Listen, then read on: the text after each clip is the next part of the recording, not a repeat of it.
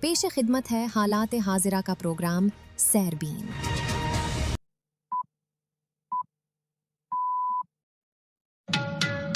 29 جون کے سیربین سے جاوید چودھری کا سلام۔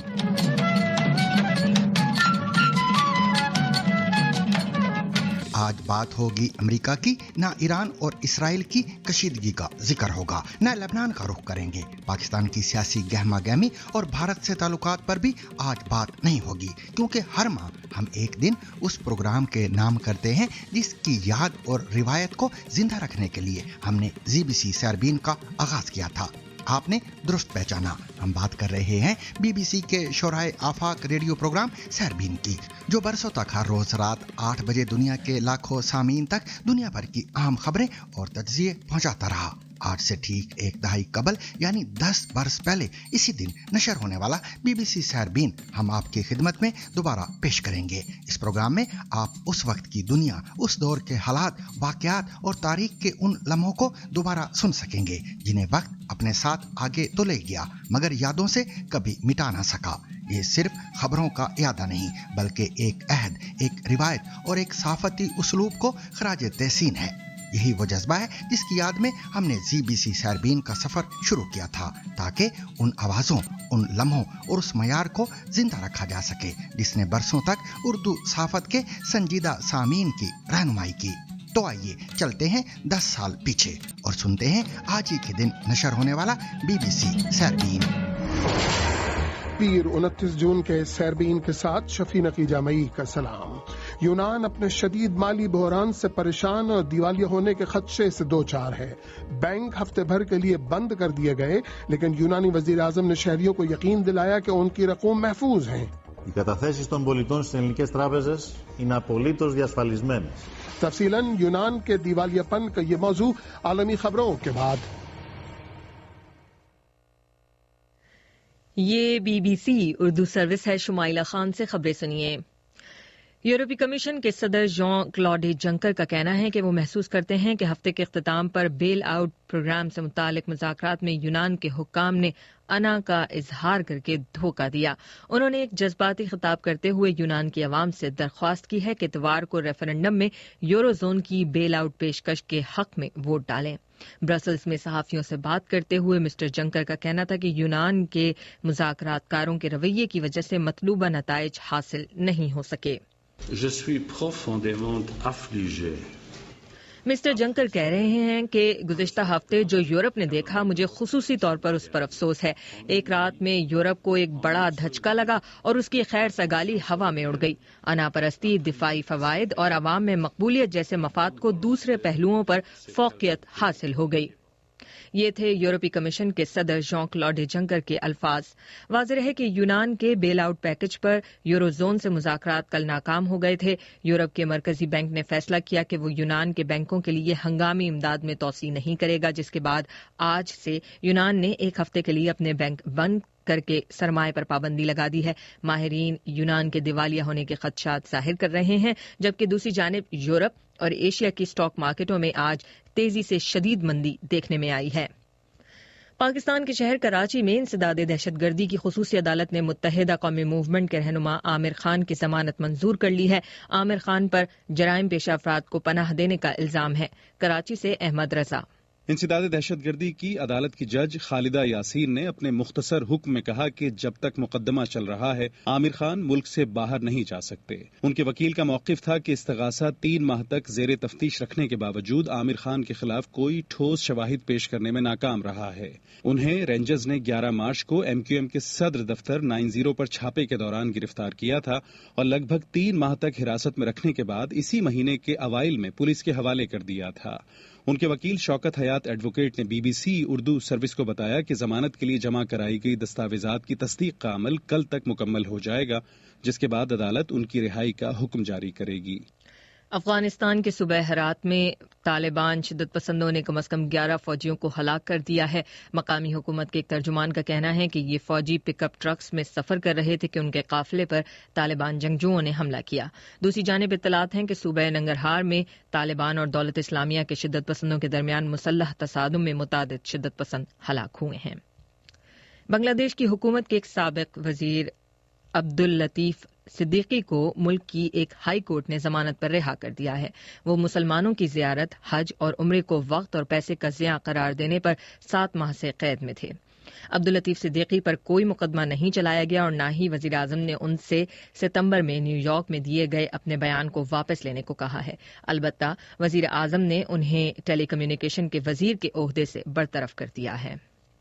متحدہ عرب امارات کی ایک عدالت نے گزشتہ سال ابوظہبی کی ایک شاپنگ مال میں ایک امریکی استاد کے قتل کے جرم میں ایک اماراتی خاتون کو سزا سنائی ہے۔ تفصیل کے ساتھ آصف فاروقی۔ البدر عبداللہ الہاشمی نامی اس خاتون نے آئیبولیا ریان نامی امریکی شہری کو شاپنگ مال کے باتھ روم میں چھری سے ہلاک کیا تھا۔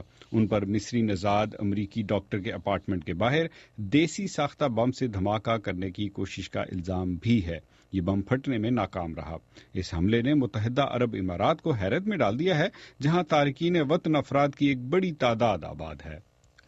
برطانیہ کے وزیراعظم ڈیوڈ کیمرون نے خبردار کیا ہے کہ شدت پسند گروپ دولت اسلامیہ سے برطانیہ کے وجود کو خطرات لاحق ہیں اور انہوں نے ان شدت پسندوں کو بھرپور جواب دینے کا عہد کیا ہے۔ ان کی جانب سے یہ بیان جمعے کو تیونس کے ایک تفریحی ساحلی مقام پر ایک حملے میں کم از کم 30 برطانوی سیاحوں کی ہلاکت کے بعد سامنے آیا ہے۔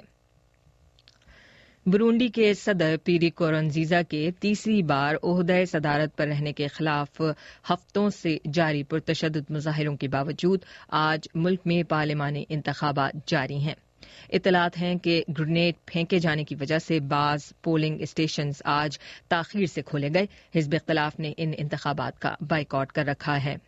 اور تائیوان کے سرکاری اہلکاروں کا کہنا ہے کہ دارالحکومت تائپے کے قریب تفریحی پارک میں سنیچر کو لگنے والی آگ کی زد میں آنے والی ایک 20 سالہ خاتون چل بسی ہیں۔ اس حادثے میں زخمی ہونے والے افراد میں سے 200 افراد کی حالت اب بھی نازک ہے۔ یہ BBC اردو سروس ہے۔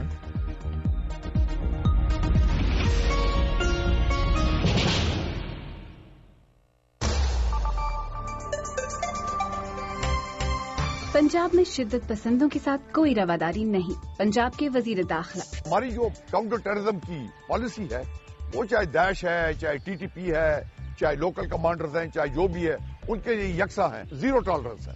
دیر از نو سچ تھنگ کہ یہ گڈ ہے، یہ بیڈ ہے، یہ ہمارا ہے، یہ اور کس کا ہے۔ And the law is effective against every body now. آگہی کے لیے سیربین سنا کیجیے۔ حالات حاضرہ کا پروگرام سیربین آپ BBC اردو سروس سے سن رہے ہیں۔ یونان میں بینک بند کر دیے گئے ہیں۔ ATM مشینوں کے ذریعے رقم نکالنے کی حد عائد کر دی گئی ہے۔ یورپ اور ایشیا کے بازار حصص میں فوری گراوٹ آئی ہے۔ یورپی یونین نے یونان کے لیے ایمرجنسی فنڈ کی میعاد مزید بڑھانے سے انکار کر دیا ہے۔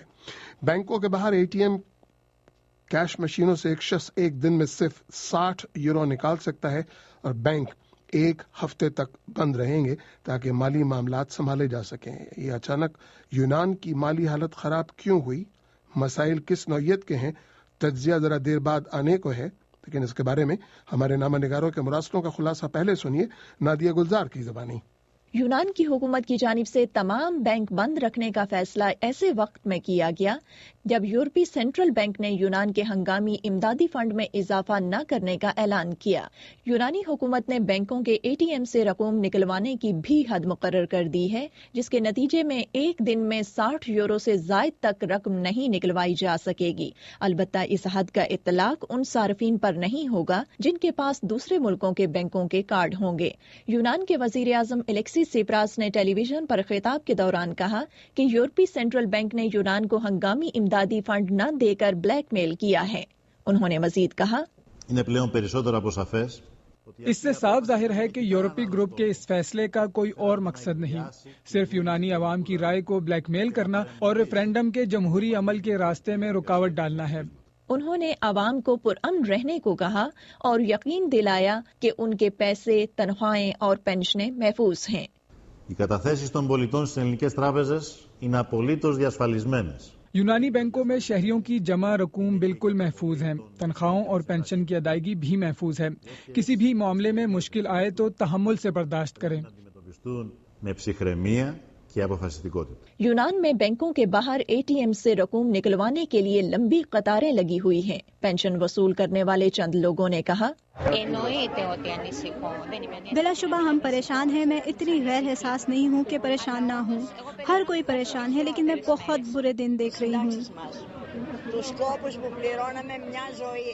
ہم اپنی پینشن کے لیے انتظار کر رہے ہیں، جس کے لیے ہم نے اپنی ساری زندگی صرف کی. وہ ہمیں بے وقوف بنا رہے ہیں اور ہم بیکاریوں کی طرح اپنے پیسے نکالنے کے لیے یہاں انتظار کر رہے ہیں. یہ سب کیا ہے؟ ہم باہر کھڑے ہیں، کوئی ہمیں بتانے باہر نہیں آ رہا. ٹی وی چینلز اب کچھ کہتے ہیں اور تھوڑی دیر بعد کچھ اور کہتے ہیں. وہ سب ہمیں پاگل بنا رہے ہیں. یونان کے نائب وزیر داخلہ جارج کارٹروگالوس نے قرض دینے والے ممالک پر بلیک میل کرنے کا الزام عائد کیا ہے کہ وہ معاشی بحران سے نکلنے کے لیے قرض کے نئے پیکیج پر ریفرنڈم کو منسوخ کرانے کے لیے دباؤ ڈال رہے ہیں. یہ ریفرنڈم 5 جولائی کو متوقع ہے. ظاہر ہے کہ ہمیں قرضہ دینے والے ہم پر دباؤ ڈال کر اس ریفرنڈم کو منسوخ کروانا چاہتے ہیں، یا بدترین صورتحال میں بلیک میل کے ذریعے اس کے نتائج پر اثر انداز ہونا چاہتے ہیں. لیکن اس بلیک میل یا اشتعال انگیزی کے خلاف ہمیں تحمل کا مظاہرہ کرنا ہوگا، اور ہمیں یہ دیکھنا ہے کہ ہمارا حقیقی مفاد کس چیز میں ہے. یونان کو منگل تک عالمی مالیاتی ادارے کو 1.60 کروڑ یورو کا قرض واپس کرنا ہے. بصورت دیگر یونان کے دیوالیہ ہونے کا خطرہ ہے اور ممکن ہے کہ وہ یورو زون کے 19 ممالک کا حصہ نہ رہے. ہمارے نامہ نگاروں کے مراسلوں کا خلاصہ آپ نے اس رپورٹ میں سنا جو نادیہ گلزار نے تیار کی تھی. اور اب صورتحال کا جائزہ لینے کے لیے اس وقت یہاں لندن میں اسٹوڈیو میں میرے ساتھ موجود ہیں. لندن میں ایک بینک سے وابستہ ماہر اقتصادیات وحید نوشیر صاحب. شکریہ سر، آپ تشریف لائے. پہلا سوال چھوٹتا یہ ہے، بینک بند کر دیے گئے، اس سے عالمی مالیاتی ادارے کا قرض واپس کرنے میں کیا مدد ملے گی؟ لوگ تو بلبلا رہے. بالکل، اصل میں بات یہ ہے کہ گریس کے پاس بہت کم آپشن تھے. یا تو انہوں نے بینک ہالیڈے کا آپشن اپنانا تھا، جس میں انہوں نے جو ٹرانزیکشنز تھے اس کو مکمل رکوانا تھا، اور یا انہوں نے آپشن نمبر 2 جو انہوں نے اپنا دیا، جس میں کیپٹل کنٹرول انہوں نے کر دی. تو میں نہیں سمجھتا کہ کیپٹل کنٹرول جو ہے ان کو لاگو کرنے سے گریس کی حکومت جو ہے IMF کا جو قرضہ ہے وہ واپس کر پائے گا. لیکن جو معاشی صورتحال ہے، اندرونی جو غیر یقینی صورتحال ہے، اس کو روکنے میں مدد ملے گی اس سے. یہ جو صورتحال خراب ہوئی ہے، جیسا کہ آپ نے کہا، اندرونی جو معاشی صورتحال ہے، یہ اچانک بھٹا کیوں بیٹھا ہے؟ لوگ کرایہ نہیں دے رہے، پیسے نہیں ہیں، قرض بہت چڑھ گئے، کیا ہے کیا؟ میرے خیال میں یہ سب کچھ اچانک نہیں ہوا. کافی لمبے عرصے سے یہ بات چل رہی تھی. جو 4 اہم شرائط جو ہے جو IMF اور ECB اور EU نے گریس کی حکومت کے سامنے رکھی تھی، جس پہ گریس کی پرانی حکومت جو ہے انہوں نے اس کو تسلیم کیا تھا. لیکن جب لیفٹ ونگ کی حکومت آئی تو انہوں نے اس کو ماننے سے انکار کر دیا. وہ 4 شرائط کیا ہے بہت بریفلی میں آپ کو بتانا چاہتا ہوں. پہلے یہ تھا کہ انہوں نے کہا کہ یونان کو اپنا VAT ٹیکس جو ہے وہ بڑھانا چاہیے. دوسرا یہ تھا کہ جو سرکاری ملازمین کی جو پینشن ہے اس میں تھوڑی سی کمی کرنی چاہیے تاکہ حکومتی خزانے پہ بوجھ کم ہو جائے. تیسرا یہ تھا کہ سرکاری تنخواہیں کم کر دے اور جو سرکاری ملازمین ہیں ان کی تعداد کم کر دے. اور چوتھا اور آخری شرط یہ تھا کہ جو بجٹ ڈیفیسٹ ہے، جو بجٹ کا خسارہ ہے، اس میں کمی کر جائے. تو یہ جو نئی حکومت آئی انہوں نے اس کو ماننے سے انکار کر دیا اور مسئلہ یہاں تک آ گیا کہ اب اس کی وجہ سے یہ صورتحال اب سامنے آئی. تو وحید نوشیر صاحب، کیا یونان اتنا بڑا قرضہ واپس کر سکتا ہے؟ اگر نہیں اور نہ کر پانے کی صورت میں تو دیوالیہ ہو جانے کا خدشہ ہے. تو دیوالیہ ہونے کا عام آدمی کیا مطلب سمجھے، کیا ہوگا کیا اس میں؟ یہ بہت بڑا اچھا کوشچن ہے. دیوالیہ جو ہونا جو ہے، جب عام آدمی بینک پہ پہنچے گا اور اپنی ہی رقوم جو ہے بینک سے نکلوانے کی کوشش کرے گا تو اس کو وہ رقم نہیں ملے گا. اور اسی طرح جو سرکاری ملازمین ہیں، جو سرکار کے لیے کام کرتے ہیں، حکومت کے لیے کام کرتے ہیں، وہ جب اپنے تنخواہیں مانگے حکومت سے، حکومت ان کو اپنی تنخواہ نہیں دے پائے گا. اور اس طرح جو یونان کی حکومت نے باہر اداروں سے، جس میں IMF آتا ہے یا کسی اور ملک سے ان کا قرضہ لیا ہے، تو وہ قرض وہ نہیں دے پائے گا. اچھا، یورو زون یعنی وہ ممالک جو یورو کرنسی میں لین دین کرتے ہیں، اگر یونان اس یورو زون سے باہر نکلتا ہے تو یورو جیسی کرنسی کا مستقبل کیا ہوگا، کیا اثر پڑے گا؟ میرے خیال میں اس کے نتائج جو ہے بہت ہی خطرناک ہو سکتے ہیں. کیونکہ پہلا چیز تو یہ ہے کہ اگر ہم دیکھ لیں جو ساؤتھ یورپ ہے، جس میں اسپین اور اٹلی آتا ہے، وہ تقریباً اسی طرح مسائل کا سامنا ہے ان کو. تو اگر یہ صورتحال وہ لوگ دیکھ لے، وہاں پہ جو سرمایہ گزار ہے وہ اپنا سرمایہ وہاں سے نکال دیں گے، کیونکہ وہ کہتے ہیں کل ہم پہ بھی کیپٹل کنٹرول اپلائی ہوگا، تو اس سے پہلے ہی ہمیں اپنے سرمایہ وہاں سے نکالنا چاہیے. تو ایک اس کا یہ اثر ہوگا جو ساؤتھ یورپ پہ ہے. دوسرا یہ ہے کہ جو یورو کی جو قیمت ہے، جو یورو کرنسی ہے، وہ اس سے اس کو نقصان پہنچنے کا خطرہ ہے، اس کی ویلیو کم ہو جائے گی اور فلکچویشن آئے گی اس میں. تیسرا ہے کہ جو یورپ میں جو اسٹاک مارکیٹ ہے وہ بھی اثر انداز ہوگا، لیکن اس کا اثر صرف یورپ تک محدود نہیں رہے گا، بلکہ یہ پوری جو ہے دنیا کے معاشی استحکام کو پہنچا سکتے ہیں، ٹیسٹ پہنچا سکتے ہیں. اور بالخصوص اگر ہم 2008 کی جو فائنینشیل کرائسس کو مد نظر دیکھ لے، کچھ لوگوں کا، کچھ جو انالسٹ ہیں ان کا یہ خیال ہے کہ ہو سکتا ہے اس کے اثرات اتنے زیادہ تو نہ ہو لیکن دنیا تک پھیل سکتی ہے. تو وحید نوشیر صاحب، یہ یورو مارکیٹ اور یورو کرنسی ایک مثالی نمونہ تھا. اس کی بنیاد پر دنیا کے مختلف علاقے ایسی مارکیٹ کو بنانے کی کوشش کر رہے تھے، خواہ وہ لاطینی امریکہ ہو، جنوبی ایشیا ہو یا عرب دنیا ہو. ان کی اپنی چولیں ہل رہی ہیں، ان کو جھٹکے آ رہے ہیں، تو باقی دنیا اس وقت کیا سوچ رہی ہے؟ یہ بہت ہی آپ نے اچھا سوال کیا، کیونکہ یہ ایک ماڈل تھا، اور اس ماڈل کی کامیابی کی صورت میں جس طرح آپ نے اشارہ کیا مختلف ریجن میں اسی طرح انٹیگریشن کی بات ہو رہی تھی، اگر یہ ہو جائے تو کامیاب ہو جائے تو ممالک بھی اسی طرح اپنا لیں گے. لیکن میں پازیٹیو ہوں، صرف گریس کے نکلنے سے یورو زون جو ہے مکمل ختم نہیں ہوگا. تاہم ایک سوال یہاں پہ اٹھتا ہے کہ ہو سکتا ہے کہ اگر اور ممالک جس طرح اسپین، اٹلی، پرتگال جو کہ سملر سچویشن میں ہے، اگر وہ بھی سیم راستہ اپنا لے تو پھر تو ایک سوال. محترم وحید نوشیر صاحب، اتنی مالی بھاری باتوں کو اتنے آسان لفظوں میں سمجھایا آپ نے، اس کے لیے بہت بہت شکریہ سر. Thank you. شکریہ. برطانوی وزیر اعظم ڈیوڈ کیمرون نے اسلامی ریاست داعش کی مغرب میں موجودگی کے خطرے سے خبردار کیا. مسٹر کیمرون نے کہا کہ شام اور عراق کے یہ جنگجو برطانیہ اور مغرب میں حملے کی منصوبہ بندی کر رہے ہیں، اور ان لوگوں سے نمٹنا ہماری نسل کے لیے ایک مہم سے کم نہیں، اور اس جہادی گروپ سے نمٹنے میں کوئی کسر چھوڑی نہ جائے گی. واضح ہے کہ تیونیشیا کے ساحلی سیاحتی مقام سوس پر اندھا دھند فائرنگ میں ہلاک ہونے والے 38 افراد میں سے 30 برطانوی شہری تھے، اور اس کے بعد ہی برطانوی وزیر اعظم کا یہ سخت بیان سامنے آیا ہے. ہمارے نامہ نگاروں کے مراستوں کا خلاصہ ظہیر الدین بابر کی زبانی. برطانیہ کے وزیر اعظم ڈیوڈ کیمرون BBC کے پروگرام ٹوڈے میں انٹرویو دے رہے تھے. شروعات میں ہی خواہش ظاہر کی کہ BBC کو دولت اسلامیہ کو اس کے اس نام سے نہیں پکارنا چاہیے.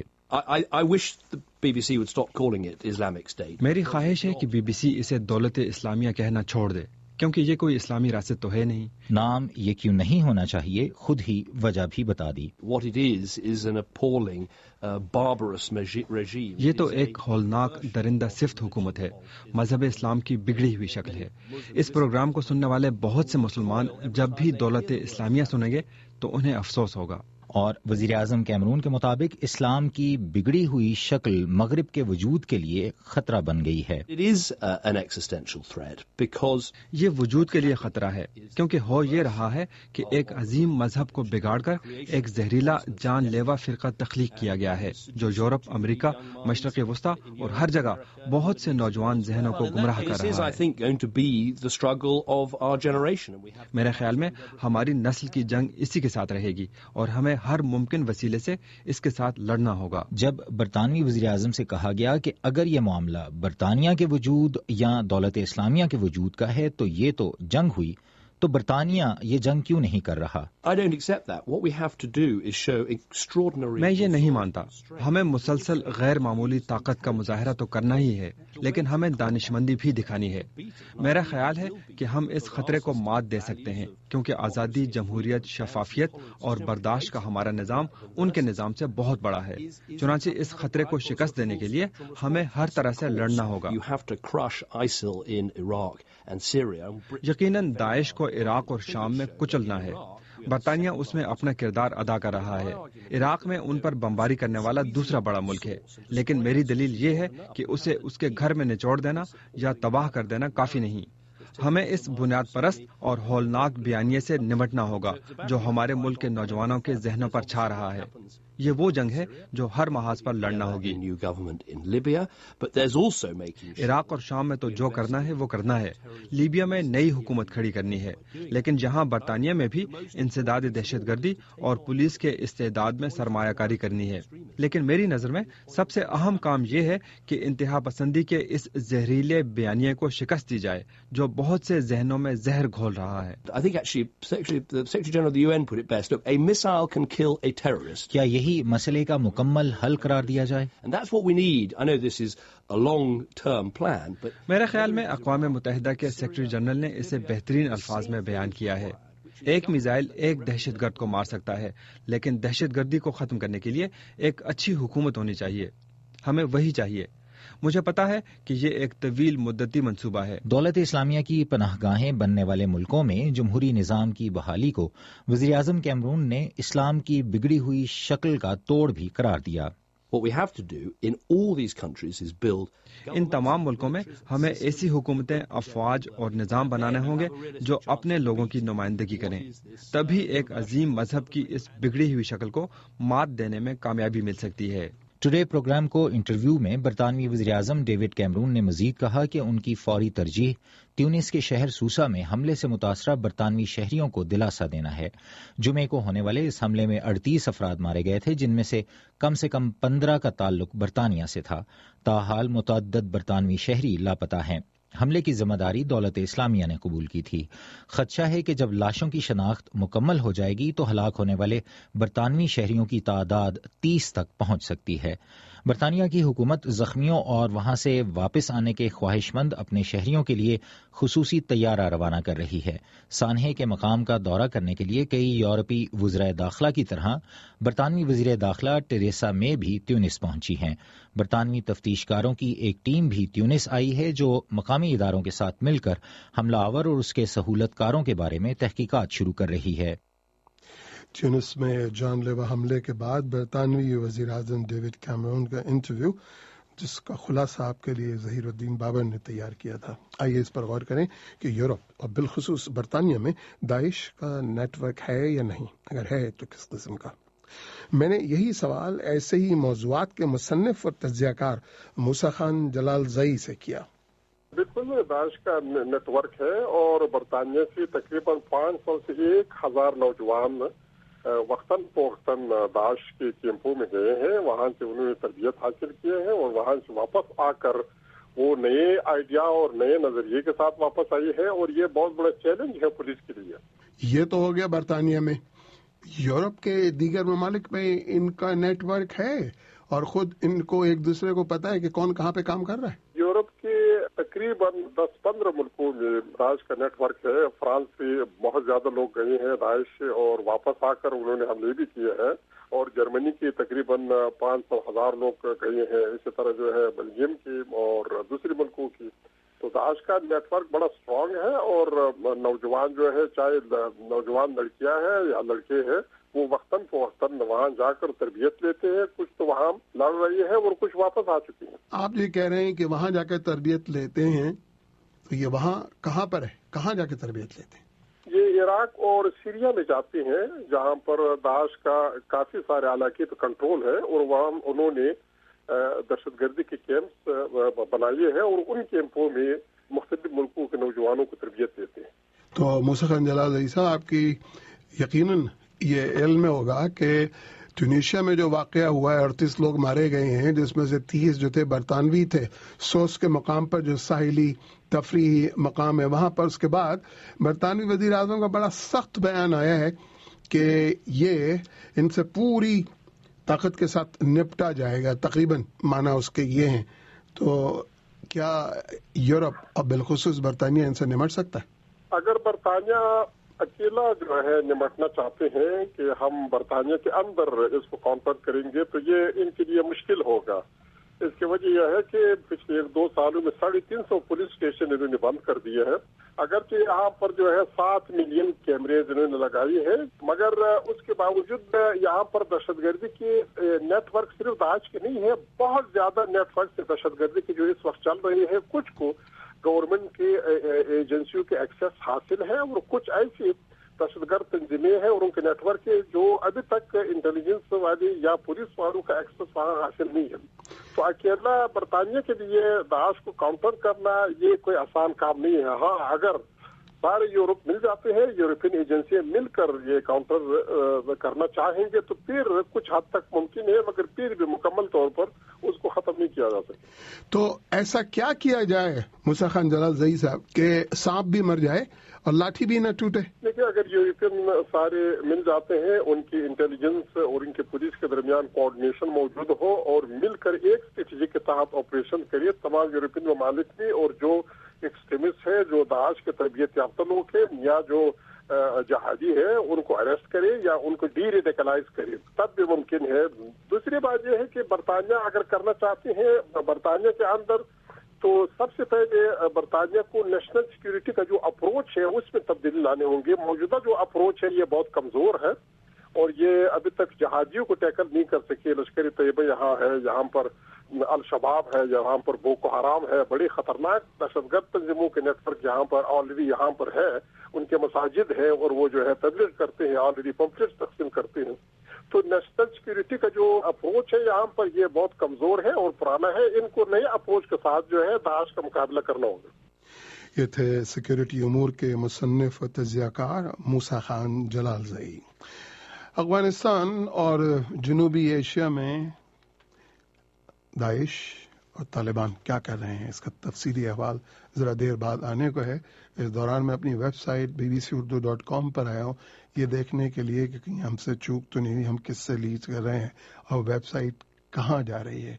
नहीं जी, दोनों का जोग्राफिया, क़िबला और समत एक है। यूनान के बैंक एक हफ्ते तक बंद, रकूम निकलवाने पर पाबंदी। ये हमारी वेबसाइट bbc.urdu.com की भी लीड है जिससे इस वक्त सरबीन लीड हुआ है। MQM के रहनुमा आमिर खान की जमानत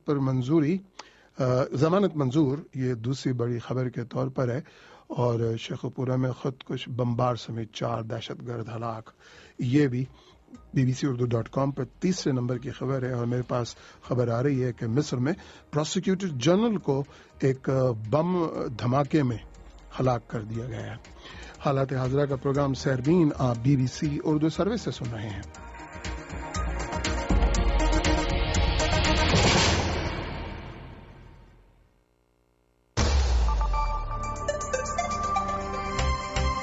पंजाब में कितनी शिद्दत पसंद तंजीमों से हुकूमत निमट रही है? पंजाब के वजीर दाखिला पंजाब में तकरीबन 14 हैं और इनके खिलाफ ISI के पास, MI के पास, हमारी जो जॉइंट इंटेलिजेंस कमेटी है उनके पास पूरी इसकी एविडेंस है। तो जहां जहां पर हम समझते हैं कि ये अपने दायरे से बाहर निकल रहे हैं, जो जिसमें कि हम इनको बैन करते हैं, तो ये आ जाएंगे, बिल्कुल उसके अंदर आ जाएंगे। जीरो टॉलरेंस है। तो फिर क्या होता है? गिरफ्त का तरीका क्या है? और हमारी जो अपेक्स कमेटी है कि जिसमें चीफ मिनिस्टर साहब होते हैं, कोर कमांडर होते हैं, चीफ मिनिस्टर की टीम होती है, कोर कमांडर की टीम होती है। इनका एक प्रोसीजर ये है कि ये हम बना करके ये हम इंटीरियर मिनिस्ट्री में भिजवाते हैं। वो फिर जैक ब्रांच जो आर्मी की है वहां से डिस्कशन होती है। जो अप्रूव हो जाती है वो तो मिलिट्री कोर्ट्स में चली जाती है, जो अप्रूव नहीं होती वो नॉर्मल कोर्ट्स में जो है वो चली जाती है। बाखबर रहने के लिए सरबीन सुना कीजिए। और अब खेलों पे नजर अब्दुल रशीद शकूर के साथ। श्रीलंका ने पाकिस्तान के खिलाफ कोलंबो में दूसरा टेस्ट मैच जीतकर 3 टेस्ट मैचों की सीरीज बराबर कर दी। मेजबान टीम को जीतने के लिए 153 रन का हदफ मिला था जो उसने 3 विकेटों के नुकसान पर हासिल कर लिया। श्रीलंका की दूसरी इनिंग्स में करुणा रत्ने ने निस्फ सेंचुरी स्कोर की। विथानागे ने 4 चौकों और 2 छक्कों की मदद से 34 रन स्कोर किए। कप्तान एंजेलो मैथ्यूज 43 रन बनाकर नॉट आउट रहे। कुमार संगाकारा पाकिस्तान के खिलाफ अपनी आखिरी इनिंग्स में बगैर कोई रन बनाए आउट हो गए। वो 2 टेस्ट मैचों की 4 इनिंग्स में सिर्फ एक निस्फ सेंचुरी स्कोर कर पाए। धमिका प्रसाद ने पहली इनिंग्स में 3 और दूसरी इनिंग्स में 4 विकेटें हासिल की और मैन ऑफ द मैच रहे। दोनों टीमों के दरमियान अब तीसरा और आखिरी टेस्ट मैच 3 जुलाई से पालीकले में खेला जाएगा। साल के तीसरे grand slam tennis tournament Wimbledon का आज से आगाज हो गया है और तमाम ही सफ़े अव्वल के खिलाड़ी आज अपने पहले मैचेस खेल रहे हैं। पेट्रा क्विटोवा और नोवेक जोकोविच विंबलडन के दिफाई चैंपियन हैं। अजिंक्या रहाणे इस माह जिम्बाब्वे के दौरे में भारतीय क्रिकेट टीम की क़यादत करेंगे। महेंद्र सिंह धोनी समेत मुतअद्दिद खिलाड़ी आराम की गर्ज से इस दौरे में शामिल नहीं किए गए हैं। بھارتی ٹیم اس دورے میں 3 ون ڈے اور 2 T20 کھیلے گی۔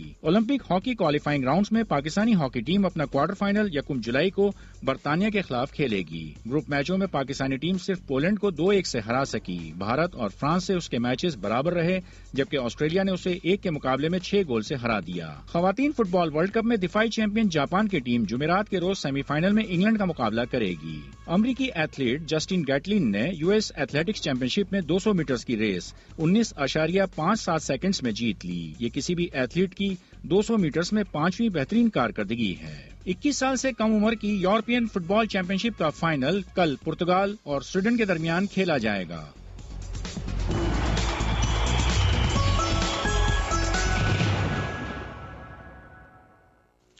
کھیلوں کا احوال آپ نے عبدالرشید شکور سے سنا اور حالات حاضرہ کا پروگرام سحربین آپ BBC اردو سروس سے سن رہے ہیں۔ افغانستان کے صوبے ہرات میں طالبان نے 11 افغان فوجیوں کو ہلاک کیا ہے۔ تفصیلی احوال آنے والا ہے۔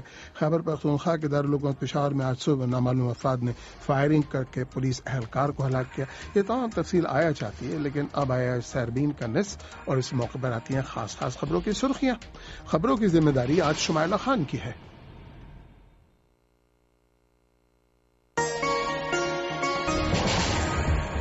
یورپ کے اہم رہنماؤں نے پچھلے چند دنوں کے دوران ایتھنز حکام کے رویے پر تنقید کی ہے، تاہم ان کا کہنا ہے کہ وہ ایک بار پھر یونان کی بیل آؤٹ قرضے سے متعلق مذاکرات شروع کرنا چاہتے ہیں۔ یونان نے آج سے 1 ہفتے کے لیے ملک بھر کے بینک بند کر دیے ہیں، جس کا اثر دنیا بھر کی اسٹاک مارکیٹس پر پڑا اور آج بازار حصص میں شدید مندی دیکھنے میں آئی۔ مصر کے سرکاری استغاثہ آج ایک کار بم دھماکے میں زخمی ہونے کے بعد انتقال کر گئے ہیں۔ افغانستان کے صوبہ ہرات میں طالبان شدت پسندوں نے کم از کم 11 فوجیوں کو ہلاک کر دیا ہے۔ مسلمانوں کی زیارت، حج اور عمرے کو وقت اور پیسے کا ضیاع قرار دینے والے بنگلہ دیش کے سابق وزیر عبداللطیف صدیقی کو 7 ماہ بعد ملک کی ایک ہائی کورٹ نے ضمانت پر رہا کر دیا ہے، اور امریکہ کی سپریم کورٹ نے بعض ریاستوں میں پھانسی سے قبل دی جانے والی متنازع خواب آور ادویات کے استعمال کو جاری رکھنے کا فیصلہ دیا ہے۔ یہ BBC اردو سروس ہے۔ خاص خبروں کی سرخیاں آپ نے شمائلہ خان سے سنی اور حالات حاضرہ کا پروگرام سحربین آپ BBC اردو سروس سے سن رہے ہیں۔ افغانستان کے صوبہ ہرات میں طالبان نے 11 افغان فوجیوں کو ہلاک کیا ہے۔ یہ نیا حملہ ایک ایسے موقع پہ ہوا جب گزشتہ ہفتے قندوز صوبے میں طالبان اور حکومتی افواج کے مابین شدید لڑائی ہوئی۔ دوسری جانب افغانستان کے صوبے ننگرہار میں طالبان اور داعش کے درمیان مسلح تصادم میں متعدد شدت پسند ہلاک کیے گئے ہیں۔ کابل سے سید انور۔ افغانستان کے مغربی صوبہ ہرات میں طالبان کے ایک حملے میں کم از کم 11 افغان آرمی کے اہلکار مارے گئے ہیں۔ یہ حادثہ گزشتہ رات ہرات کے ضلع کرخ میں پیش آیا ہے۔ صوبہ ہرات کے گورنر کے ترجمان احسان اللہ حیات نے BBC کو بتایا کہ طالبان افغان آرمی کے اہلکار پر حملہ کرنے کے بعد علاقے سے فرار ہوئے ہیں۔ موتر رنجری که در ولسوالی کروخ در قریه مسجد چوبی آرمی کے ایک رینجر گاڑی گزشتہ رات ضلع کرخ کے مسجد چوبی گاؤں میں گاٹھ میں بیٹھے ہوئے طالبان کے حملے کے ضد میں آیا۔ اس حادثے میں ایک افسر سمیت افغان آرمی کے 11 اہلکار شہید ہوئے ہیں۔ بشمول یک سرمنصب به شهادت رسیدند۔ ساتھ ہی افغان وزارت دفاع کے ترجمان دولت وزیری نے آج ایک پریس کانفرنس میں کہا کہ گزشتہ 24 گھنٹوں کے دوران مسلح مخالفین کے خلاف متعدد فوجی آپریشن میں 25 مسلح شدت پسند مارے گئے ہیں اور متعدد افراد زخمی ہوئے ہیں۔ دوسری جانب افغان سیکیورٹی فورسز اور طالبان کے درمیان جنگ کے علاوہ آج کل 2 شدت پسند گروہ داعش اور طالبان کے درمیان جنگ کی خبریں زیادہ ہوتی جا رہی ہے۔ اس حوالے سے آخری حادثہ مشرقی صوبہ ننگرہار کے ضلع کوٹ میں پیش آیا ہے۔ مقامی حکام نے تصدیق کیا ہے کہ طالبان اور داعش گروہ کے درمیان تازہ ترین جھڑپ میں دونوں جانب سے تقریباً 15 افراد مارے گئے ہیں۔ طالبان اور داعش کے درمیان لڑائی صوبہ ننگرہار تک محدود نہیں ہے۔ اس سے پہلے صوبہ ہلمند اور فراہ میں بھی دونوں شدت پسند گروہ کے درمیان مسلح تصادم کی خبریں آتی رہی ہے۔ گزشتہ روز ہی افغان حکومت نے صوبہ ننگرہار، ہلمند اور فراہ میں داعش کے موجودیت اور سرگرمی کی رسمی طور پر تصدیق کی۔ Saeed Anwar, B B C, Kabul. Pakistan کے صوبہ خیبر پختونخوا کے دارالحکومت پشاور میں آج صبح نامعلوم افراد نے فائرنگ کر کے ایک پولیس اہلکار کو ہلاک کیا ہے۔ پولیس کہتی ہے کہ واقعے کی تفتیش کی جا رہی ہے۔ پشاور سے عزیز اللہ خان۔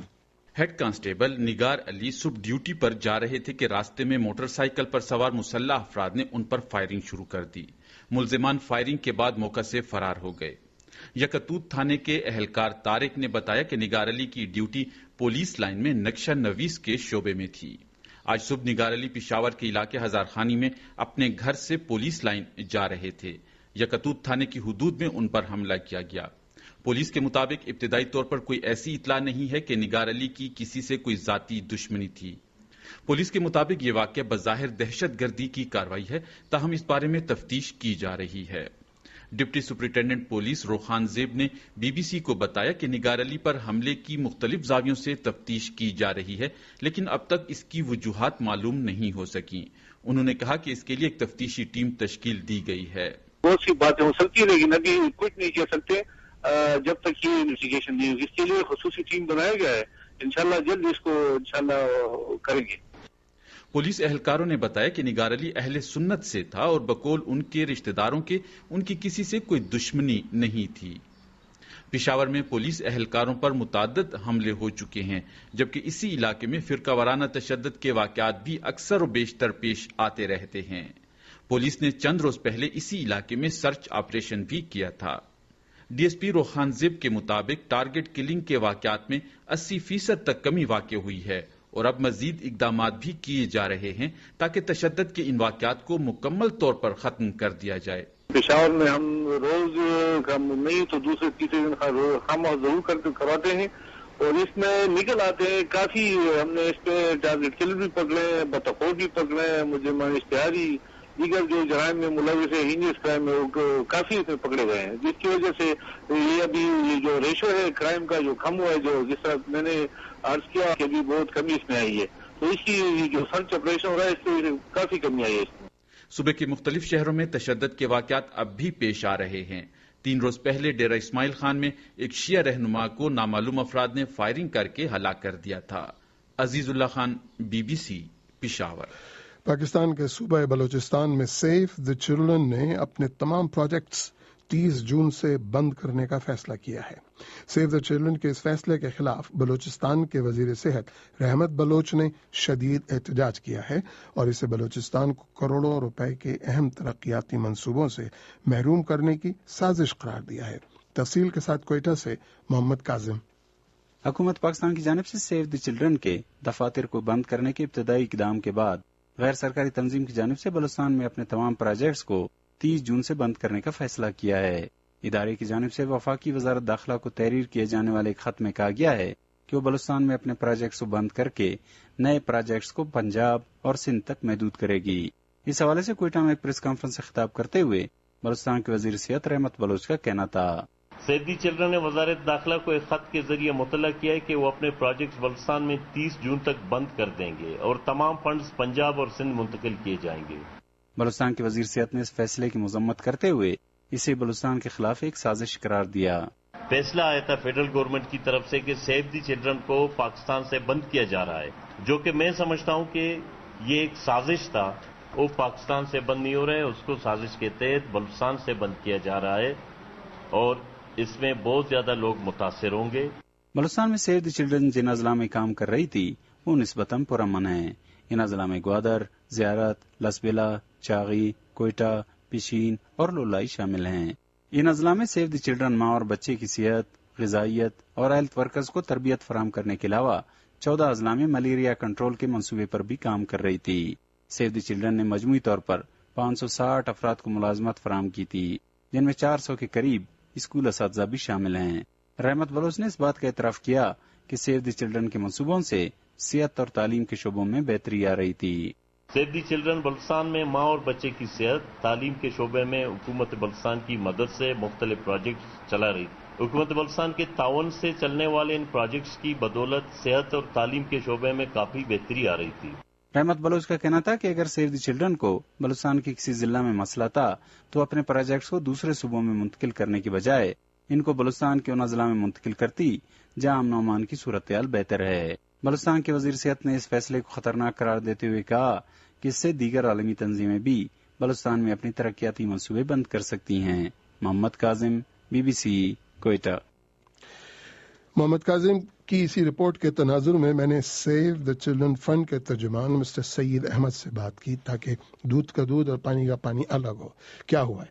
یہ ادارہ اپنے دفاتر اچانک بند کر رہا ہے یا بہت پہلے سے اس نے بند کرنے کا اعلان کیا تھا؟ صحیح صورتحال خود ترجمان سے میں نے جاننا چاہی اور سب سے پہلے یہ پوچھا کہ اب تک کیا ہوا، حقیقی صورتحال ہے کیا، بلوچستان میں کیا کام مکمل طور پر اب بند؟ ہمارے کچھ پروجیکٹس وہاں پہ 30 جون تک ختم ہوں گے۔ وہ ہم نے صوبائی حکومت کو اس سال کے شروع میں بتا دیا تھا کہ ہم نے ایک اسٹریٹجک ڈیسیژن کیا ہے کہ اگلے 3 سالوں کی جو ہم پلاننگ کر رہے ہیں اس پلاننگ کے مطابق ہم بلوچستان میں چل رہے پروجیکٹس کو آہستہ آہستہ ختم کرنا چاہیں گے۔ کیونکہ یہ صوبائی حکومتوں کے ساتھ مل کے ہم کام کرتے ہیں تو صوبائی حکومت کو یہ ریکویسٹ کی تھی کہ آپ ایک نیا پارٹنر ڈھونڈ لیں۔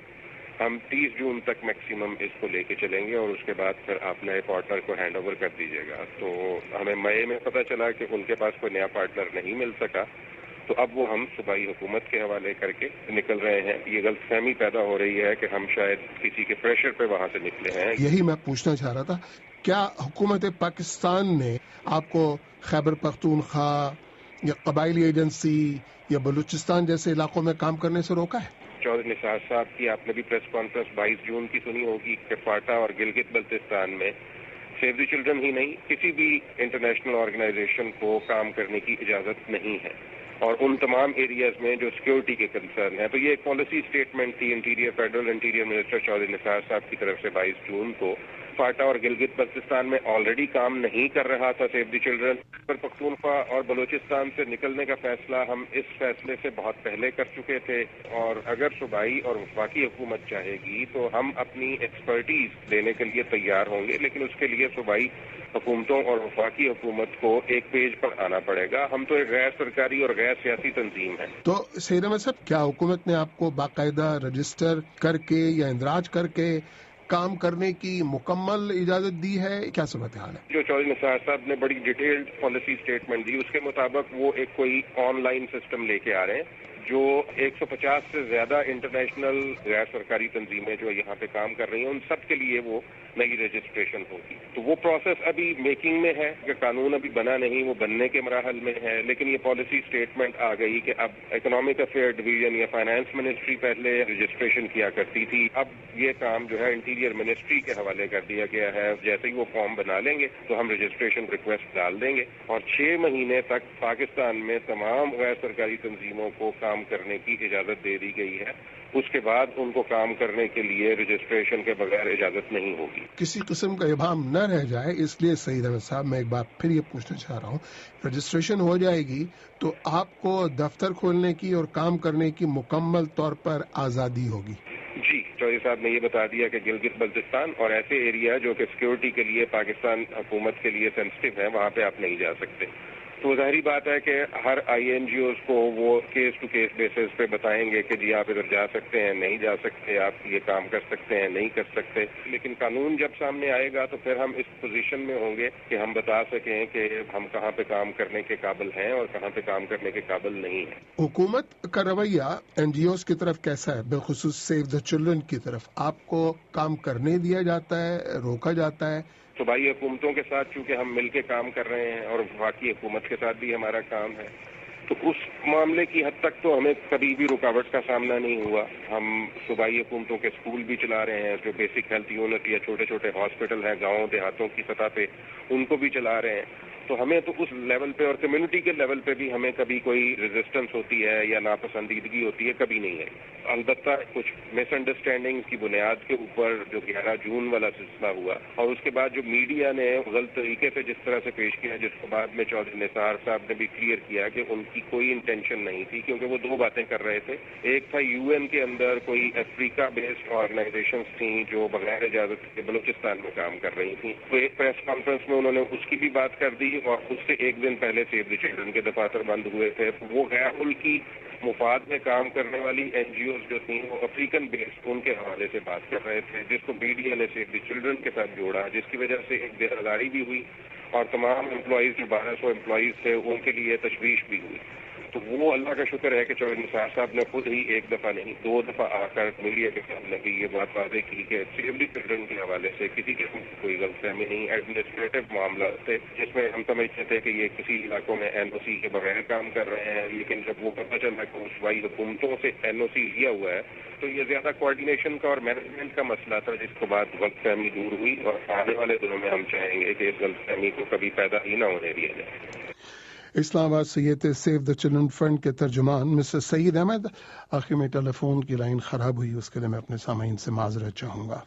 اسکاٹ لینڈ یارڈ کی ٹیم پاکستان پہنچنے والی تھی، پس منظر میں MQM کے لوگوں سے تفتیش تھی. کیا ہوا؟ ٹیم پہنچی، کوئی پیش رفت ہوئی؟ یہ سارا احوال بتانے کے لیے اس وقت BBC اسلام آباد سے ہمارے نامہ نگار شہزاد ملک موجود ہیں. شہزاد ملک، کیا تفصیل ہے؟ جی شفیع، اسکاٹ لینڈ یارڈ کی ٹیم تو پاکستان پہنچ گئی ہے اور جو ان کے شیڈول میں شامل تھا اس میں یہ بات بھی تھی کہ اس ٹیم نے اس مشترکہ تحقیقاتی ٹیم کے سربراہ سے ملاقات کرنی تھی جنہوں نے ملزم معظم علی سے تفتیش کی تھی. اور یہاں میں آپ کو یہ بھی بتا دوں کہ ملزم معظم علی کے یہ وہ شخصیت ہیں جن کے بارے میں بتایا جاتا ہے کہ انہوں نے ان 2 افراد کو برطانیہ بھیجنے اور ان کی رہائش کا بندوبست کرنے کا میں ان کی معاونت کی تھی، جن پر الزام ہے کہ انہوں نے ڈاکٹر عمران فاروق کو قتل کیا تھا. تو ابھی تک یہ وزارت داخلہ کی طرف سے تو کوئی ایسی کوئی بات سامنے نہیں آئی، کیونکہ لوکل میڈیا پہ یہ چیزیں چل رہی تھی کہ جس میں یہ کہا گیا تھا کہ وزارت داخلہ اس بارے میں آگاہ کرے گی لوکل میڈیا کو جو بھی صورتحال ہوگی، لیکن ابھی تک وہاں سے تو جواب نہیں آیا. لیکن اب صورتحال یہ ہے کہ معظم علی سے تو انہوں نے بیان آج رات تک لے لیں گے، ورنہ پھر صبح پاکستانی وقت کے مطابق صبح دوپہر 12 بجے تک ان کا یہ مکمل ہو جائے گا. اور اس کے بعد اس بات کا امکان ہے، جو میری وزارت داخلہ کے حکام سے بات ہوئی ہے ان کا یہ کہنا ہے کہ ان کا بیان لینے کے بعد اس بات کا بھی امکان ہے کہ وہ ان 2 ملزمان تک بھی رسائی کے لیے باقاعدہ طور پر پاکستانی حکومت کو درخواست دیں گے، جو اسی مقدمے میں گزشتہ 2 روز قبل چمن سے گرفتار ہوئے تھے. تو وہ بھی ابھی تک وزارت داخلہ قانون نافذ کرنے والے اداروں کی تحویل میں ہیں. لیکن اس میں اہم معاملہ یہ بھی ہے کہ ان 2 افراد سے تفتیش کے لیے ابھی تک وزارت داخلہ نے مشترکہ تحقیقاتی 10 سیکنڈ شہزاد ملک، باقی بات 10 سیکنڈ میں پوری ہو گئی. شہزاد ملک ہو گئی، میرا خیال ہے بات پوری ہو گئی. بہت بہت شکریہ، بہت بہت شکریہ. پاکستان میں کراچی کی انسداد دہشت گردی کی خصوصی عدالت نے متحدہ قومی موومنٹ کے رہنما عامر خان کی 10 لاکھ روپے کی ضمانت منظور کر لی ہے. انسداد دہشت گردی کی عدالت کی جج خالدہ یاسین نے اپنے مختصر حکم میں کہا کہ جب تک مقدمہ چل رہا ہے عامر خان ملک سے باہر نہیں جا سکتے. کراچی سے احمد رضا. متحدہ قومی موومنٹ کے رہنما عامر خان کو پولیس کے کڑے پہرے میں سینٹرل جیل کراچی سے بختر بند گاڑی میں عدالت لایا گیا. اس موقع پر عدالت میں MQM کے کئی رہنما بھی موجود تھے. BBC اردو سروس سے بات کرتے ہوئے عامر خان کے وکیل شوکت حیات ایڈوکیٹ نے کہا کہ استغاثہ 3 ماہ تک زیر تفتیش رکھنے کے باوجود ان کے موکل کے خلاف کوئی بھی ٹھوس شواہد پیش کرنے میں ناکام رہا ہے. کسی بھی گواہ نے جو FIR کے مندرجات ہیں، جس پہ ایلیگیشنز ہیں، اس کے اوپر کوئی بیان نہیں دیا اور کوئی ثبوت پیش نہیں کیا، اور کوئی ایسا وٹنس پیش نہیں کیا جو یہ کہے کہ عامر خان نے کسی ملزم کو جو مفرور تھا اس کو پناہ دے رکھی تھی اور اس کی وہ سرپرستی کرتے تھے، اور 90 دن کی ڈیٹینشن کے بعد کوئی سبسٹینشل مٹیریل ان کے خلاف ریکارڈ پہ نہیں لایا گیا۔ شوکت حیات ایڈوکیٹ نے کہا کہ ضمانت کے لیے جمع کرائی گئی دستاویزات کی تصدیق کا عمل کل تک مکمل ہوگا، جس کے بعد عدالت عامر خان کی رہائی کا حکم جاری کرے گی۔ ایک سوال کے جواب میں انہوں نے کہا کہ استغاثہ نے عدالت کو بتایا تھا کہ عامر خان کسی دوسرے مقدمے میں مطلوب یا ملوث نہیں ہے، اس لیے انہیں مزید قید میں رکھنے کا کوئی جواز نہیں۔ یہ جب ہیئرنگ ہو رہی تھی، ضمانت کی درخواست سنی جا رہی تھی، تو اس دوران کورٹ نے پروسیکیوشن سے سرکار سے پوچھا تھا کہ ان کے خلاف اور بھی کوئی مقدمات ہیں، تو انہوں نے کہا کہ نہیں جی، اور کوئی فی الحال ان کے خلاف مقدمہ نہیں ہے، اور نہ ہی جو چارج شیٹ دی گئی ہے اس کے اندر کہیں کوئی بتایا گیا ہے کہ یہ کسی اور مقدمے میں بھی ملوث ہے۔ عامر خان کو رینجرز نے 11 مارچ کو متحدہ قومی موومنٹ کے صدر دفتر 90 پر چھاپے کے دوران گرفتار کیا تھا اور لگ بھگ 3 ماہ تک حراست میں رکھنے کے بعد اسی مہینے کے اوائل میں پولیس کے حوالے کر دیا تھا۔ چھاپے کے دوران رینجرز نے بڑی تعداد میں جدید اسلحہ اور گولیاں برآمد کرنے کا بھی دعویٰ کیا تھا۔ احمد رضا، BBC کراچی۔ پاکستان کے سب سے بڑے شہر کراچی میں ایدھی فاؤنڈیشن کا کہنا ہے کہ اس نے حالیہ دنوں میں 250 سے زیادہ لاوارث لاشیں دفن کی ہیں، جن کی اکثریت گرمی کی شدت سے ہلاک ہونے والوں کی تھی۔ دوسری طرف محکمہ موسمیات کا کہنا ہے کہ کراچی سمیت صوبہ سندھ میں گرمی کا زور ٹوٹ چلا ہے اور آنے والے دنوں میں شدید گرمی کے نئے سلسلے کا کوئی خدشہ نہیں ہے۔ کراچی سے ایک بار پھر احمد رضا۔ کراچی میں کئی دنوں کی شدید گرمی کے بعد آج موسم قدرے بہتر ہوا ہے اور صوبائی محکمہ صحت کے حکام کے مطابق گرمی سے متاثر ہونے کے باعث اسپتال لائے جانے والے افراد کی تعداد میں بھی بڑی حد تک کمی واقع ہوئی ہے، مگر ایدھی فاؤنڈیشن کا کہنا ہے کہ گرمی کی وجہ سے فوت ہونے والوں کی ایک بڑی تعداد کی شناخت اب تک نہیں ہو سکی ہے۔ ایدھی فاؤنڈیشن کے سینئر اہلکار انور کاظمی نے BBC اردو سروس کو بتایا کہ 24 جون سے 26 جون تک انہیں شہر کے مختلف علاقوں سے کل 261 نامعلوم افراد کی لاشیں ملی، جن میں سے 70 سے 80% لاشیں گرمی کی شدت سے ہلاک ہونے والوں کی تھیں۔ 24 کو 185 ہنگامی بنیاد پہ میتیں دفنائی ہے ایدھی موج گوٹ قبرستان کے اندر، پھر 25 کو جو ہے وہ 50 دفنائی، 26 کو 25 دفنائی، تو ملا کے یہ تقریباً 261 ڈیڈ باڈیز ہو گئی۔ ان تمام لاشیں جو دفنائی گئی ہیں ان میں 70 سے 80% وہ ہیں جو گرمی یا ہیٹ ویو سے ہلاک ہوئے۔ ایدھی کے اہلکار انور کاظمی نے مزید بتایا کہ ان میں سے زیادہ تر لاشیں بہت خراب حالت میں تھیں، جس کی وجہ سے انہیں دفن کرنا پڑا، کیونکہ کنڈیشن اس قابل نہیں ہے۔ جب ہمیں ملی ہے تو بہت ہی خراب کنڈیشن میں تھے۔ ان میں دیکھیں زیادہ تر غریب لوگ ہیں، غریب آدمی ہیں جو فٹ پاتھ پہ جا رہے تھے، دم توڑ گئے، یا کچھ تھوڑے ایڈکٹ ہیں جو نشہ کر کے جو ہے کونے کھرے میں سو جاتے تھے، فقیر ہیں وہ بھی شامل ہیں اس میں، مطلب زیادہ تر غریب لوگ ہیں، 95% غریب ہیں۔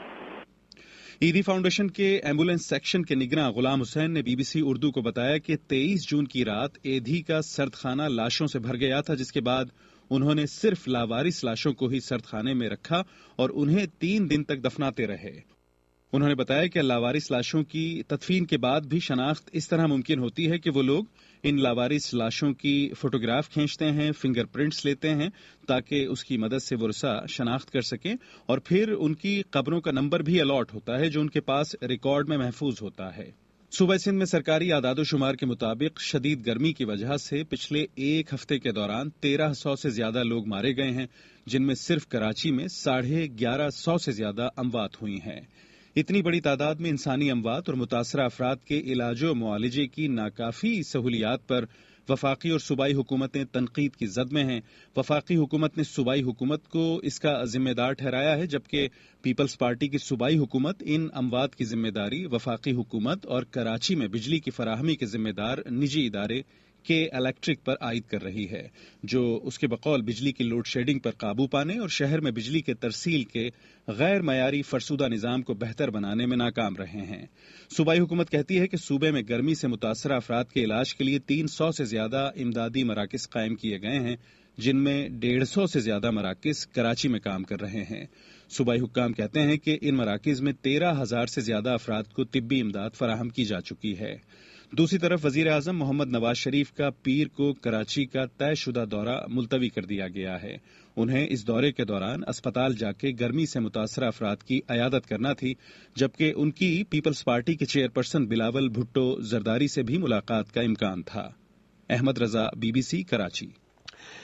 नाम है अदील राना, ताल्लुक है पाकिस्तान से, मौसूफ काम करते हैं NYPD, न्यूयॉर्क पुलिस डिपार्टमेंट में, वही NYPD जिस पर 9/11 के वाकयात के बाद मुसलमानों के खिलाफ जासूसी करने के इल्जामात लगे। लेकिन इसी पुलिस फोर्स में 1,000 से ज्यादा मुस्लिम ऑफिसर्स भी हैं, जिनकी अलग सोसाइटी भी है। लेकिन अदील राना क्या करते हैं, इनके लिए चैलेंजेस किस किस्म के हैं, उन्होंने अपनी बात खुद बताई। ब्रजेश उपाध्याय उनसे बात कर रहे थे।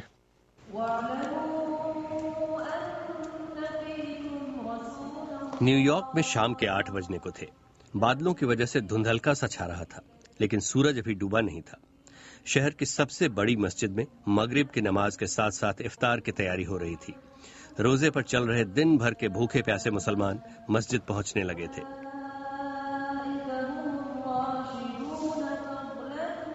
कोई दिन भर टैक्सी चला कर आ रहा था, किसी ने रेस्तरां में ग्राहकों को खाना परोसा था। काले, भूरे, गोरे, पाकिस्तानी, बांग्लादेशी, अरब, अफ्रीकी, अमरीकी, इनमें से ज्यादातर वो चेहरे थे जो शहर की भीड़ में तो होते हैं, लेकिन न्यूयॉर्क की चमक से कोसों दूर नजर आते हैं। उसी मस्जिद के बाहर खड़ी थी पुलिस की गाड़ियां और काली वर्दी में वहां चहलकदमी कर रहे थे न्यूयॉर्क पुलिस के 6-7 अफसर। उन्हें देखकर अखबारों की वो सारी सुर्खियां मेरे जहन में कौंधने लगी कि किस तरह न्यूयॉर्क पुलिस मुसलमानों और मस्जिदों पर नजर रखती है, किस तरह मुसलमान पुलिस पर यकीन नहीं करते, किस तरह उनमें से कईयों को पुलिस रोक कर पूछताछ करती है, इसलिए नहीं क्योंकि उन्होंने कोई गुनाह किया है, बल्कि इसलिए क्योंकि वो मुसलमान हैं। ऐसे में पुलिस के मुसलमान अफसरों के लिए वहां काम करना कितना मुश्किल है। क्या पुलिस महकमा उन पर यकीन करता है? क्या उनकी अपनी कौम उन पर यकीन करती है? ऐसे ही कुछ सवालों के साथ मैं वहां पहुंचा था एक टीवी शूट के लिए, और वहां मेरी मुलाकात हुई न्यूयॉर्क पुलिस के 36 साला पाकिस्तानी निजाद अमरीकी मुसलमान ऑफिसर अदील राना से। वो वर्दी में नहीं थे, लेकिन उनके खड़े होने के अंदाज से, बातचीत के लहजे से साफ जाहिर हो रहा था कि वो पुलिस या किसी सिक्योरिटी एजेंसी के साथ हैं। वुजू करने के लिए जब उन्होंने अपना जैकेट उतारा तो कमर में बंधी हुई सर्विस पिस्टल भी साफ नजर आ रही थी। नमाज पढ़ते वक्त, तरबूज और खजूर के साथ रोजा तोड़ते वक्त वो उन्हीं लोगों के बीच में खड़े थे जिन पर उनका महकमा उन्हें नजर रखने को कहता है। कितना मुश्किल होता है ये उनके लिए। उनका कहना था मजहब उन्हें जीने के उसूल सिखाता है और नौकरी किसी और नौकरी की तरह ही है, दोनों में कोई टकराव नहीं है। न्यूयॉर्क पुलिस के बचाव में उनका कहना था कि वहां 1000 से ज्यादा मुसलमान ऑफिसर हैं। रमजान के वक्त उन्हें हर तरह की सहूलियत देने की कोशिश होती है कि वो काम के साथ साथ अपनी मजहबी जरूरतें भी पूरी कर सकें। पिछले साल तो वो खुद हज के लिए भी गए थे और उनके अफसरों ने तो यहां तक कहा था कि चाहें तो वहां अपनी वर्दी भी पहन सकते हैं, जिससे दुनिया को पता चले कि अमेरिका की हिफाजत मुसलमान ऑफिसर भी करते हैं। लेकिन उनका कहना है कि दफ्तर खारजा ने यह कहते हुए मना कर दिया कि इस्लामिक स्टेट जैसे इदारे उन तस्वीरों का ये कहकर फायदा उठा सकते हैं कि अमेरिका अब मक्का मदीना पर कब्जा करने की फिराक में है। मस्जिद में ही मुझे मिले पाकिस्तानी गुजरात के एक साहब, नाम नहीं पूछ पाया। उनका कहना था कि जिन मुल्कों से लोग यहाँ आते हैं वहां भी पुलिस पर भरोसा नहीं किया जाता है और वही डर यहाँ भी बैठा रहता है। कहने लगे, मुझे यहाँ रहते 25 साल हो गए, जिससे बात करो कहेगा मैं तो पाकिस्तान लौट जाऊंगा, क्या पता पुलिस किसी केस में न फंसा दे, लेकिन किसी को लौटते न देखा न सुना। जाहिर है अदील राना न्यूयॉर्क पुलिस में रहते हुए उसके खिलाफ कुछ नहीं कहने वाले थे। जो लोग वहां मौजूद थे वो भी कैमरे के सामने पुलिस के खिलाफ नहीं बात कर सकते थे। इफ्तार शुरू हो चुका था, खाने वालों की लंबी कतारें लग चुकी थी। तभी एक कमरे में मेरी नजर पड़ी उन्हीं काली वर्दी वाले पुलिस वालों पर जिन्हें मैंने मस्जिद के बाहर खड़ा देखा था। वो रोजे से नहीं थे, मुसलमान नहीं थे, दुनिया की नजरों में मुसलमानों के खिलाफ थे, लेकिन मस्जिद में ही काम करने वाला एक शख्स उन्हें बड़ी इज्जत के साथ खाना खिला रहा था اور وہ بھی بالکل بے فکر ہو کر کھا رہے تھے۔ کیمرہ دیکھ کر سبھی تھوڑے سے سک پکائے اور پھر مسکرا دیے۔ عدیل رانا نے تھوڑی دیر پہلے مجھ سے کہا تھا، یقین ایک رات میں نہیں قائم ہوتا ہے، آپ ہم پر یقین کریں، ہم آپ پر یقین کریں تو آگے بڑھنے کا راستہ ضرور نکل آئے گا۔ ان کی باتوں میں ایمانداری جھلک رہی تھی۔ ان باتوں پر یقین کرنے کا بھی دل چاہا، لیکن پتہ نہیں کیوں کر نہیں پایا۔ Brajesh Upadhyay, BBC New York. Brajesh Upadhyay کی تھی یہ رپورٹ، وہ نیو یارک کی ایک مسجد میں NYPD کے آفیسر لیفٹیننٹ عدیل رانا سے بات کر رہے تھے۔ بھارت کے کرکٹ بورڈ نے 2 بھارتی کرکٹرز کو سٹے بازی کے ایک مبینہ معاملے میں کلین چٹ دی ہے۔ انڈین پریمیئر لیگ یعنی IPL کے سابق کمشنر للت مودی نے ان دونوں کھلاڑیوں پر الزام لگایا تھا کہ 2 سال قبل ان کھلاڑیوں نے ایک سٹے باز سے کروڑوں روپے لیے تھے۔ تفصیل کے ساتھ دہلی سے شکیل اختر۔ IPL کے سابق کمشنر للت مودی نے حال میں انکشاف کیا تھا کہ 2 برس قبل بین الاقوامی کرکٹ کونسل کو لکھے گئے خط میں انہوں نے الزام لگایا تھا کہ بھارت کے IPL کی ایک ٹیم کے 2 بھارتی اور ویسٹ انڈیز کے ایک کھلاڑی کو ایک سٹے باز نے کروڑوں روپے دیے تھے۔ آج ایک نیوز کانفرنس میں بھارتی کرکٹ بورڈ کے سیکرٹری انوراگ ٹھاکر نے سوالوں کا جواب دیتے ہوئے کہا کہ یہ تینوں کھلاڑی بین الاقوامی کرکٹرز ہیں اور ICC کو ان الزامات کی تحقیقات کرنی تھی۔ ابھی تک ICC نے کوئی رپورٹ نہیں دی ہے اور نہ ہی کوئی معلومات سامنے آئی ہیں۔ اس سے یہی نتیجہ نکلتا ہے کہ بین الاقوامی کرکٹ کونسل کو ان کھلاڑیوں کے خلاف کوئی بھی ثبوت نہیں ملا ہے۔ انوراگ ٹھاکر نے مزید کہا کہ اگر کوئی کرکٹر بین الاقوامی کھلاڑی ہے تو اس کے لیے ICC ہی تحقیقات کر سکتی ہے۔ دہلی سے شکیل اختر، اور یہاں سے ابین اختتام کو پہنچا۔ ایڈیٹر تھے جعفر رضوی، پروڈیوسر ماپارس سردر، اسٹوڈیو مینیجر اسلام آباد سے عامر صدیق اور لندن سے جیمز لاف۔ میں اجازت چاہوں گا، آخر میں خاص خبروں کی سرخیاں سنیے۔ خبروں کی ذمہ داری شمائلہ خان کی ہے۔